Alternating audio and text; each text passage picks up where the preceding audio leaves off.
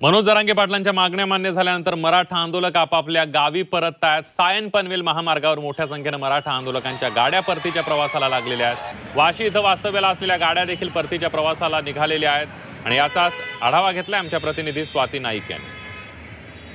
मनोज जरांगे यांच्या आंदोलनाला यश आल्यानंतर मराठे आपल्या गावी परतत आहेत। आपण आहोत सायन पनवेल महामार्गावर वाशी येथे।